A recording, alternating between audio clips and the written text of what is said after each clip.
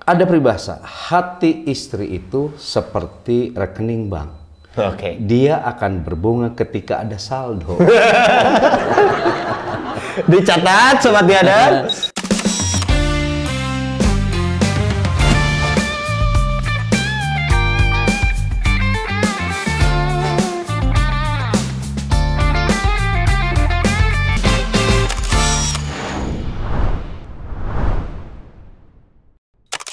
Assalamualaikum warahmatullahi wabarakatuh. Waalaikumsalam warahmatullahi wabarakatuh. Selamat datang dan selamat bergabung bersama saya Bren Cianjur. Saya Ariwan, dosennya Bren.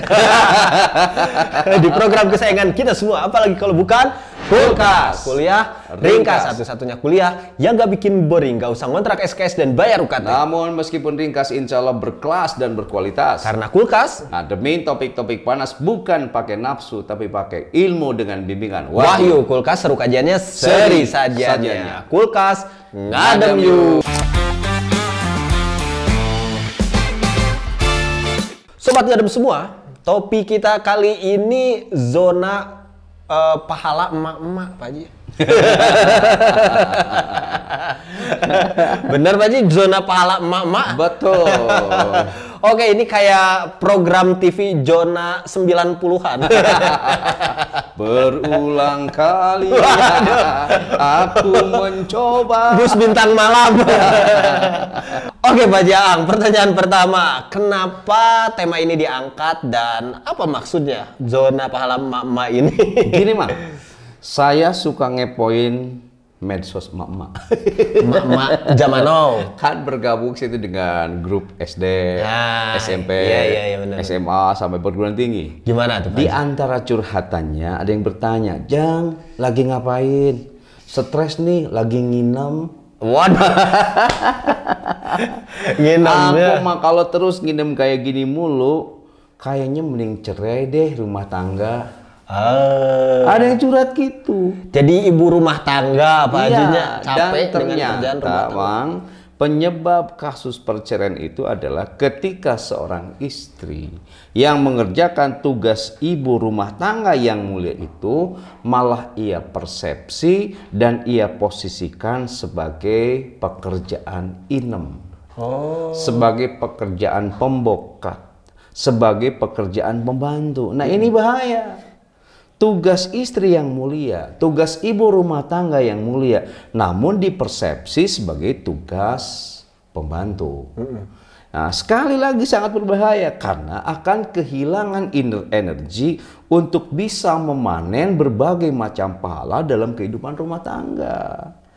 Memang rumah tangga itu rumit, sebab kalau sederhana namanya bukan rumah tangga, tapi rumah makan Padang. Sama tunjang Pak Haji. Jadi lapar tunjang Rumah tangga itu memang serem, tapi yakinlah tidak seserem rumah hantu. Nah, sesungguhnya bagi seorang istri, rumah tangga itu, kerjaan rumah tangga itu zonanya pahala. Iya. Sebuah zona yang penuh dengan investasi amal soleh yang hasilnya akan dipanen di akhirat nanti. Oke. Semakin banyak pekerjaan rumah tangga, semakin banyak pahala. Iya. Bukan malah semakin banyak pekerjaan rumah tangga, berarti aku semakin kokoh jadi pembantu. Bukan demikian logikanya. Oke, berarti Pak Haji ada seorang istri yang menganggap atau bermental sebagai inem atau pembantu Pak Haji. Nah ini maksudnya apa Pak Jang? Saya pengen tahu nih. Mang, saya jadi ingat film jadul yang sangat fenomenal. Inem Pelayan Seksi. Aduh, bener. Bener. Zona 80-90 teh. Mang, tahu apa artinya seksi? Pas dipesek bau stroberi. Bau stroberi, Pak Haji. Ada parodinya Surti Pelayan Gersang. Gersang tuh seger dan merangsang. Aduh, ini mungkin kalau saya bayangkan bioskop, terus posternya tuh masih pakai lukisan. Pasti. Mang, istri mental inem itu adalah mereka sekali lagi yang mempersepsi tugas mulia istri dan ibu rumah tangga itu sebagai tugas membantu. Jadi ketika anak dan suaminya butuh bantuan, ia merasa sedang disuruh. Ketika anak dan istrinya butuh bantuan, ia merasa sedang direndahkan. Ketika anak dan istrinya anak-anak dan suaminya pingin diurus, ia merasa sedang dieksploitasi. Padahal mari kita simak. Dalam kitab Uqudul Jen kayak Imam Nawawi, suatu ketika Rasulullah bertamu mendatangi rumah putri beliau Fatimah Az-Zahra. Fatimah sedang menggiling gandum sembari menangis. Lah, gandum digiling, nangis. Nabi mendekati putrinya lalu bertanya, "Wahai Fatim, mengapa engkau menangis?" Kenapa? Allah tidak menyebabkan matamu menangis. Lalu Fatimah menjawab, "Ayah, aku menangis karena aku capek ngurus rumah tangga tanpa seorang pun yang membantu," kata Fatimah. Siti Fatimah? Iya. "Dengan keutamaanmu tolong sampaikan pada ahli suamiku untuk membeli budak agar bisa membantu pekerjaan rumah." Bari nangis Fatimah pada Rasulullah. Baru tahu ya. Nah, Siti kata Fatimah juga curhat pada Rasul karena capek ngurus rumah tangga. Kata Rasul, "Wahai Fatim, dengan tugas istri dan ibu rumah tangga, sesungguhnya Allah telah menulis kebaikan untukmu, melebur dosa-dosamu dan mengangkat derajatmu." Wahai Fatim, tiada istri yang menggiling tepung untuk suami dan anaknya kecuali Allah mencatat kebaikan baginya pada setiap biji dari gandum itu, melebur dosanya dan meninggikan derajatnya. Jadi Mang, kalau make mental inem, rumah tangga jadi beban. Tapi kalau make mental Islam, bahwa zona rumah tangga itu zona pahala. Satu, setiap kebaikan akan Allah berikan pada kita. Setiap dosa-dosa kita akan dilebur dengan pekerjaan rumah tangga itu. Bahkan semakin banyak pekerjaan rumah tangga, semakin tinggi derajatnya di hadapan Allah. Gitu. Berarti wajar lah ya seorang istri merasa lelah gitu mengurus rumah tangga, karena seorang Siti Fatimah pun tadi mengeluh kepada Rasulullah ya. Tapi yang pasti tadi Pak Haji ya, mentalitasnya bukan mentalitas inem ya, tapi mentalitas sebagai seorang istri yang solehah. Pendamping suami. Pendamping suami. Oke Pak Haji Ang, nah sekarang nih, kalau mentalitas inem ini berbahaya, lantas mentalitas seperti apa yang harus dimiliki seorang istri, Pak Haji? Oke, Mang. Ada peribahasa, hati istri itu seperti rekening bank. Oke. Dia akan berbunga ketika ada saldo. Dicatat, Sobat Biadab.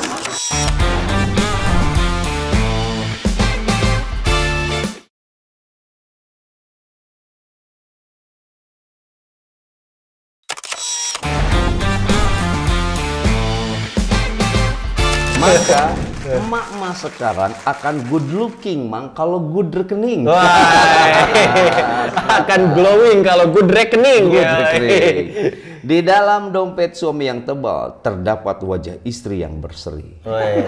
Istri sekarang itu suka suami yang bau. Bau? Nah, Pak Haji? Bau dolar. Repi pulang kerja bau rupiah. Bawa rupiah. Remon pulang kerja bau dolar, Bang, ya. Siap-siap, Neng Jadi Odi. suami yang baik itu suami yang sedikit bicara banyak transfer. Nah, itu dia. Mental istri yang baik itu bukan mental inem, tetapi mental rekening bank tadi. Di mana setiap pekerjaan rumah tangga yang dilakukan sebagaimana sabda Rasul tadi menjadi saldo tabungannya di akhirat. Oke. Jadi nyuci piring jadi saldo tabungan akhirat. Nyuci baju jadi saldo tabungan akhirat. Ngepel rumah jadi saldo tabungan akhirat. Nyuci mobil suami jadi tabungan keterlaluan. Banyak tuh Pak Hajinya tapi kan cuci mobil setim. Mang, jadi istri yang mental rekening bank, kalau banyak pekerjaan rumah tangga tidak akan badai. Gitu, tidak akan ngamuk, seneng, akan banyak investasi, banyak pahala. Tapi Mang, saya mah kalau istri marah suka diam saja. Kata istri, "Kenapa kamu diam?" "Saya diam bukan menyerah. Saya diam bukan ngalah. Saya diam bukan lemah. Aku diam itu karena terkuat yang hitut." Beda itu Bapak Haji. Tapi saya mah kalau istri ngomongnya panas suka berdoa saja. Ya Allah, semoga saja panasnya omongan istri bisa membakar lemak dan melelehkan hatiku. Nggak bisa, Pak Haji. Olahraga. Jangan mager. Badminton lah minimal. Biar ini lemaknya keluar. Repi dan Raymond suka badminton. Kalau saya goodminton. Badminton jadi goodminton. Bisa ya, sobat Gadem takutnya nggak ngerti. Oke. Pak Haji Aang, nah. Saya akan sedikit curhat Pak Haji ya, terkait keluhannya Anjeli Pak Haji. Pap, kita teh udah 2 tahun ya, tapi kok gini-gini aja. Sambil liatin rumah tangga nih kita Willy sama Indra Primawan.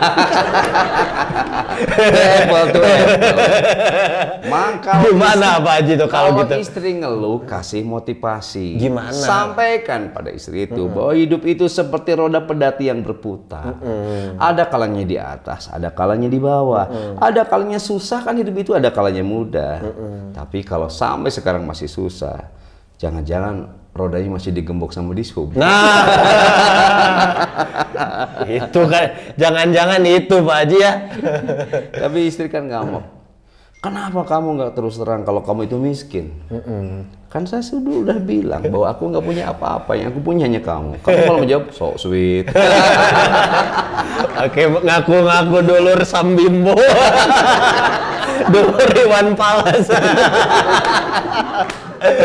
Oke, harus dipahami juga rumah tangga itu kan namanya juga rumah tangga, ada gradasi, OTW, mang ongoing proses, itu ujung-ujung benghar, tidak ujung-ujung sukses, yang penting mah ada progres. Tapi kadang kalau dengar istri ngeluh mulu, kita suka sakit kepala. Kan ada istri yang mijitin suaminya, pada ngomong, bang, dulu sebelum kamu nikah, siapa sih yang mijitin kamu? Cinta, dulu aku nggak pernah sakit kepala. Langsung ada piring terbang, ada UFO Pak Haji sih karena itu. Tapi serius kata yang Brand, kalau istri sakit kepala itu sangat terhubung dengan saluran infeksi keuangan suami. Saluran infeksinya Pak Haji terhambat. Jadi kalau suami lazimnya sakit kepalanya itu sebelah, sakit kepala sebelah. Karena yang sebelah lagi dipakai mikirin mantan. Jadi begini, kasih motivasi pada istri bahwa rumah tangga itu rumah yang bertangga. Rumah yang bertangga. Tidak ujuk-ujuk ke atas. Ada tahapannya. Kalau hari ini kita repot, yakin suatu saat kita akan mudah. Karena kalau kita membuka pikiran kita, tidak ada yang abadi. Iya, benar-benar Pak Haji. Kalau kita hari ini miskin, kita tidak akan abadi miskin. Ada suatu saat nanti kita kaya. Bagi orang kaya nggak bisa jumawa, nggak selamanya kaya. Nanti ada saatnya kita tidak punya apa-apa. Nah, itu. Sesungguhnya kalau kita sekarang tidak punya apa-apa, bersyukurlah suatu saat kita akan punya apa-apa. Insya Allah, Pak Haji. Ya, lihatnya nanti prosesnya dulu, Pak Haji ya. Yang penting rumusnya sekarang kita gerak. Rumusnya sekarang kita hidup, terus ikhtiar dan menginvestasikan berbagai macam karya-karya kita. Suatu saat karya kita akan memanggil kita dengan hadiah kesuksesan. Insya Allah. Insya Allah. Pak Haji nih, kalau tadi mengurus rumah tangga itu adalah investasi akhirat, Pak Haji. Nah, lantas ya tentunya bagi istri ya Pak Haji. Nah, lantas kita sebagai suami, udah deh, itu mah investasi akhirat istri, kita nggak usah bantu aja. Nah, itu gimana Pak Haji? Bang, tentu tidak demikian. Oh iya. Mentang-mentang tugas istri pas libur kita molor terus sampai 2-3 adzan terlampaui. Latihan maut. Tapi memang kalau lagi liburan, itu kasur sama bantal itu tebar pesona. Tebar pesona. Saking berebut perhatian kita ya.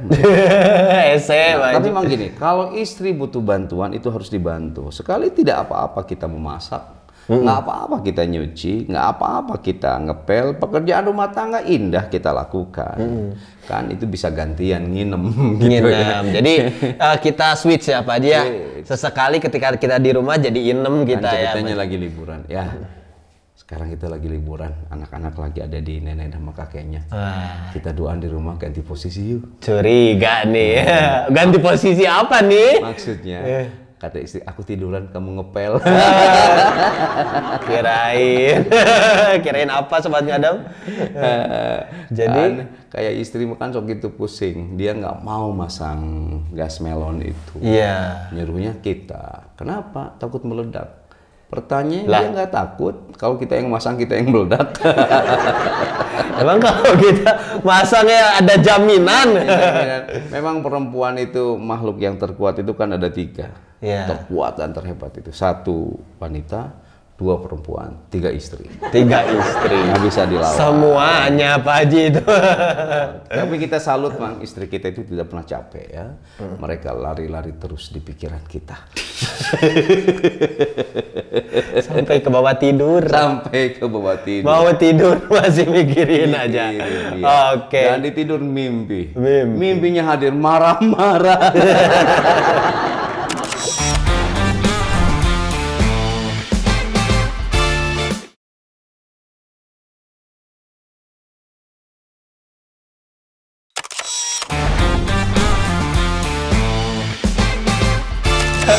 Oke Pak Haji, nah sekarang nih ya Pak Haji, kalau agak mentok nih ya, capek istri itu, terus pekerjaannya udah hektik juga, punya asisten rumah tangga. Nah ini boleh nggak Pak Haji kita punya ART Pak Haji? Boleh, nggak masalah, kan ada pepatah, rumah tangga yang sukses itu diukur dari punya pembantu dan pembantunya punya pembantu lagi.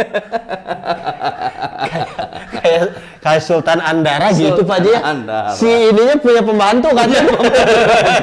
Itu sukses. Jadi ukuran suksesnya kita hidup, lihat pembantu kita. Kalau pembantu kita punya pembantu, kita sukses. Ya, itu dia. Tapi pertanyaan itu berbahaya, Mang.